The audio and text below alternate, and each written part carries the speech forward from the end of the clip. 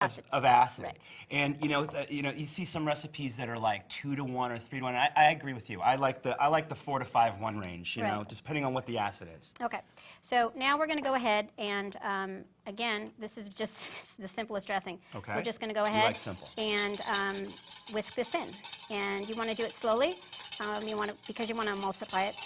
If you do it too fast, it tends to break up, and it won't make a nice smooth dressing. So you're not using any sort of emulsifying agent like mustard or anything with this? No, this is so simple. The key to this dressing is that it's light and it's citrusy, and it's a nice contrast to the more, I want to say rustic components of the meatloaf and the mashed potatoes. You've got beef, and you've got the smoky bacon, and you've Little got heavier these hearty flavors, mashed potatoes. Right, so it does make a lot of sense. Okay, so we're going to set our dressing aside. One of the things that is mentioned in the recipe, which we should just go over for people who want to do something ahead. You can make this dressing ahead. Okay. You can put it in the bottom of your salad bowl before you put the greens in. Right. And you can put your salad bowl in the refrigerator. Okay. And you can leave it for several hours. So in the morning. Just lives there. Yes, right. just lives there. When you're ready, you just put all your greens in, and your dressing's already in there. In fact, you could probably load up your dressing and then the greens and put it in the fridge. As long as you don't mix it, you'll be fine. The greens won't start to Really? get Even soggy. the ones on the bottom will be fine? They'll be fine. Okay. All right. Good tip. Okay. I mean, good tip. And that's nice. Once again, another way to get this meal done a little bit ahead of time. Ahead of time, right? Exactly. Do you ever make this for any of your catering gigs, or? We actually do. This is a favorite Super Bowl. Yeah. Yeah. And how good is that? Like the next day on a sandwich? It's fantastic. It's like the best thing in the world. Yes, it is. I know. And we use those, ciabatta rolls. And we You're make so a really speaking nice my language. honey mustard, and it's great. Okay, so the next component we're going to go ahead and prepare is the blood orange. This is one of the elements that's going to go in. I should say that we're using blood oranges because it's seasonal. Okay. And you can use any orange or any fruit. If you don't like oranges, by all means use. Look at the color on that. I mean, can we? Yeah, it's a beautiful See color. that okay? It's really nice to be able to use, Just what's in season. gorgeous. And right now, I think there are several types of oranges in the farmer's market. One of my favorites is the Cara Cara. Cara, yes. Which we're not using today because I think this is visually more interesting. Yeah, At and any it's rate, giving you a nice little color contrast too. I Right. imagine this is going to go with the slaw you go or have over there. I don't mean to jump ahead, but I kind of see a. Right, we're just trying to make it colorful. Right. And the other aspect is we're just trying to make it healthy. Okay, that's the other thing. And So. very good combination. Okay, there. so we've got them prepped here already, so we're just going to put these in here. Great. Like so, all right. So basically, the next thing we're going to do is go ahead and, thank you. You're welcome. And we're going to go ahead and make sure that our mashed potatoes are up. Now, we basically have boiled these potatoes to what we like to consider fork tender. right. And that is just like what it sounds. You Right. can pierce a fork in it, right? Right, and you want to be careful that you don't use a paring knife, just as a note, because you'll end up with potatoes that are often undercooked. Okay, So, great. And if you don't have a fork, then you have a skewer. You can also use that. That's another option. Perfect, okay? perfect. Well, we are there. We've dried these potatoes out over a little bit of low heat just to get the water content out, and we're ready to assemble here. So let's do it. What do Okay. we got? So what we're going to do is we've got some half and half. We've got a half a cup of half and half. Okay. We've got a half a stick of unsalted butter that we've cut into smaller pieces just to make it easier to melt. And then we've got some fresh white pepper, Okay. ground pepper. You can buy this already ground, or you can buy the peppercorns and grind them in a coffee grinder. And white, is it for flavor or is it It's for color, just so you're not basically. getting the Right, black so you don't specks get through the black. Okay. If you're at home and you're like me, you might not So mind. what do you but- like to add first? You go with your butter first? So I'm going to go actually, well, we can do that. We can add Or do the you go butter first. or do you go cream first? I mean, I I- know some people do it a little differently. I'll go with butter first. Okay. Okay. So we're just going to kind of work it in here. And that just is not going to be bad. No. Butter and Alright. potato, you could almost stop right there, Right. but And then we're going to add our cream. when Again, you've got some half and half or a cream laying around, might as well put that in it too. now if you want to be more calorie conscious, you can go ahead and add chicken broth. Yes? So, it depends on, again, how much of a feast you want to prepare. All right. So, And, you know, I'm kind of getting that garlic waft that she had in there. You know, I really, really like what Chef Fury did. She, instead of like roasting off garlic and then trying to incorporate that into the mashed potato, she put peeled cloves of garlic into the water and allowed it to boil. And, you know, once again, saving like a big step, saving a lot of Right. time. And, you know, when you get those, unless you want big chunks of roasted garlic in it, it really never fully incorporates that way. This sits a little bit more, kind of makes its way through the entire dish, I think. right, Don't you? exactly. Great. And because you boiled it, it'll come apart. You won't actually know it's in here visually or texture. You'll just be able to taste it. So there we You go. want to season that And up? we're going to just add a little bit of our pepper. Do you need some kosher salt? Yes, we're going to add a little kosher salt. Absolutely. And Do you ever there. put a little nutmeg in your? Oh, that's good too. I haven't, but I like the Good. idea. That's good.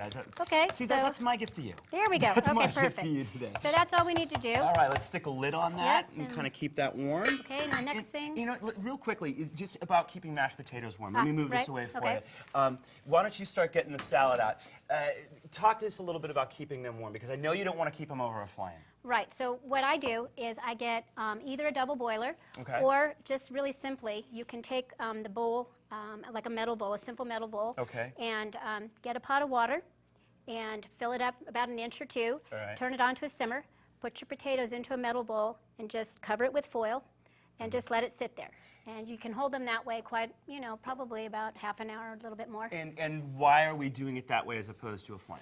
If you put it on a flame, they'll start to scorch and Or they'll separate even worse too, right? Well, they'll do a lot of things that you don't want them they to get do. pretty nasty. So you they want to get keep them gluey, warm, right. warm over a nice low flame. So we're off to our salad now. So Okay. talk to us about this. Sounds delicious. I'm really looking forward Okay, to it. It's so green. the salad that we're going to do right here is very simple, based on what you can buy at the farmer's market. Okay. So we've got baby romaine and baby arugula. Nice.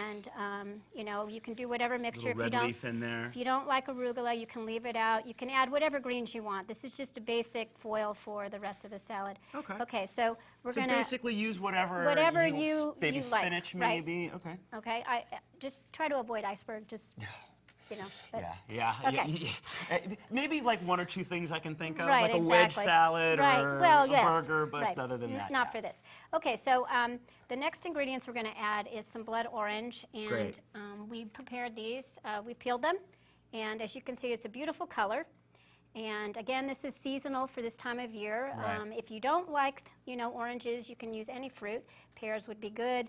Pomegranate would be good. Oh, You yeah. want something that, you know, the idea here is just to be visual. And also bringing a little bit of sweetness right. too. There's some pepperiness going on in there with the arugula, I would imagine. And, Exactly. And look at, you know, right now you've got you're incorporating the red with the green. It's looking great already. Okay, so the next thing we're going to go ahead and add is, it's a broccoli slaw. Now this you can buy at any grocery, and again, this is just for texture Sure. and color. Okay. So you don't need a lot, you just want to add it in there and make sure, you know, that you just get a little bit of a balance here. Okay. Okay, all right. And now I would imagine we are going to dress this baby. We're going to put, we're going to tear some mint. Ooh. We're going to add a little I mint. jumped the gun. Again, you know, this is another little flavor enhancer.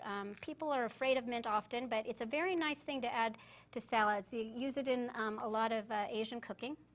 And, Mediterranean, yeah, it's right. everywhere. So, And just brings such a nice clean flavor to everything. so you want to make sure that you tear Okay. the leaves. You want whole leaves, and then you want to tear them. You don't want to chop them or cut them because they'll turn black. Okay, let's get our salad tossed. I am going to grab the meatloaf out of the oven Okay, while perfect. you finish that. Okay. And we'll get our food plated, and I get to try some. Okay, great. All right, I'll be back. So we added some macadamia nut while you were gone. Oh, over there. okay. Here's our Sorry about meatloaf. that. Look at how beautiful that looks. I'm gonna whisk Once this again, around one more time. another shot from my friend Nigel over there. Looking beautiful. All Just right, put it and on. some taters and a plate. Oh, nothing like a white square plate here. And how do you like to plate this up? Do you do a little bed of mashed Yes. potatoes? Okay, let's do that then. All right. And the last thing we're going to do, Kirk, is to add some sea salt just as a finisher. Oh, Okay. just for a little texture Yes. too? Okay, right in the middle, or you want it on the side? I'm just going to add it right here. No, I'm sorry, the Oh, potatoes. yes, please. Middle. It's Right fine. in the middle. Yeah. Lovely. Okay. You good with that? Yeah. All right. And we've got our meatloaf. Chef, would you do the honors? All right. Which piece would you like? That one. Okay. Oh, And then I'm gonna lay it right here like Come to so. Papa. And some greens, please. And I'm going to grab a fork.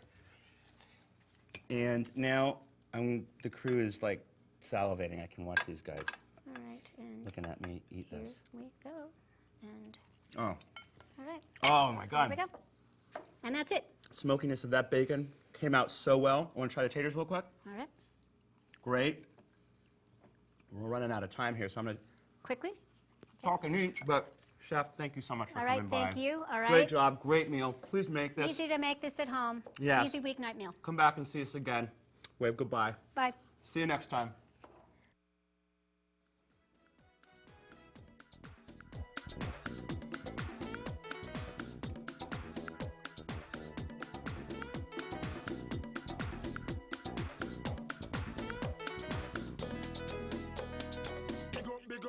Big up.